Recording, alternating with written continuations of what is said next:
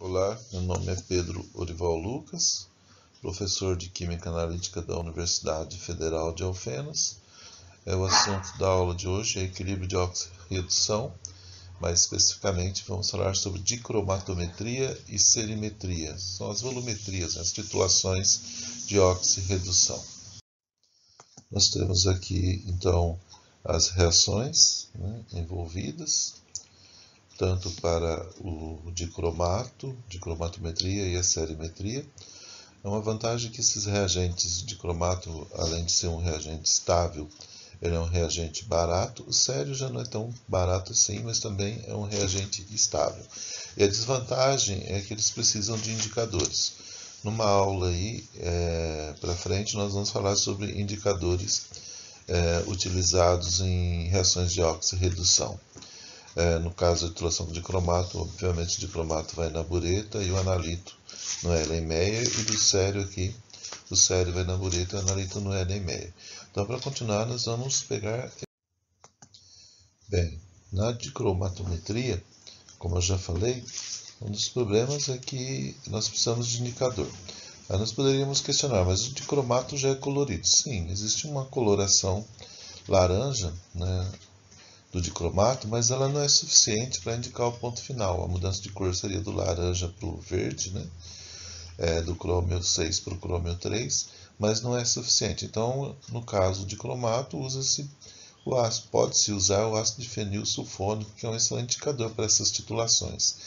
E para a serimetria, nós podemos usar algum indicador específico, tipo a fenantrolina, que no caso a ferroína, né, que muda de cor em função do potencial redox da solução.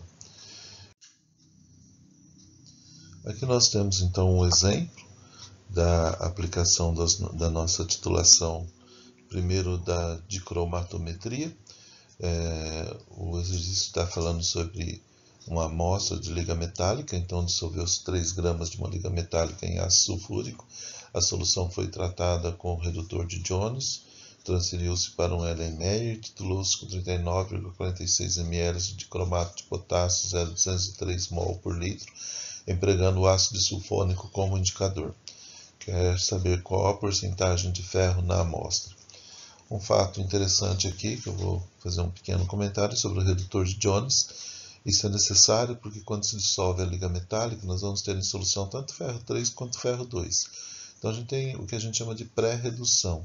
Nós pegamos toda a amostra, passamos por uma coluna contendo coluna de dimensões de uma bureta, mais ou menos, contendo zinco amalgamado. Então todo o ferro 3 que estiver na amostra vai ser transformado em ferro 2. Por que a gente faz isso? Porque o que a gente vai titular, na verdade, é o ferro 2. Né?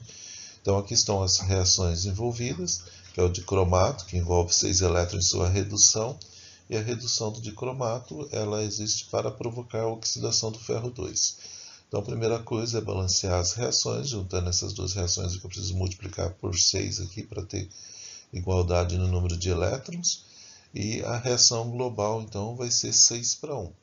Olhando a estequiometria, para comparar o número de mols, a gente faz a multiplicação em cruz, então nós vamos ter 6 mols de dicromato para cada mol de ferro 2.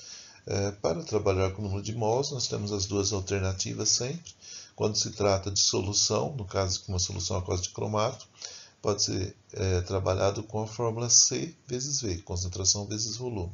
E quando se trata de sólido, no caso aqui uma liga sólida, nós temos a informação só do sólido, né? Então pode colocar o número de mols como sendo massa sobre massa molar.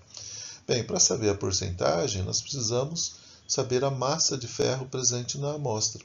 Depois, dividindo a massa de ferro pela massa da amostra, nós vamos ter a fração de ferro que multiplicada por 100 vai ser a porcentagem de ferro.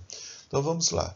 Aqui, quando se fez a substituição das equações, basta isolar a massa de ferro na equação, passa multiplicando a massa molar, substituindo os valores aqui, 6 vezes a concentração de dicromato, vezes o volume de dicromato.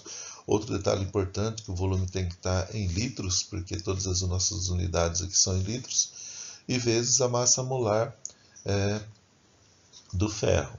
Então, se a gente verificar as unidades aqui, ó, olha, corta mol com mol, corta litro por litro, sobrou gramas de ferro.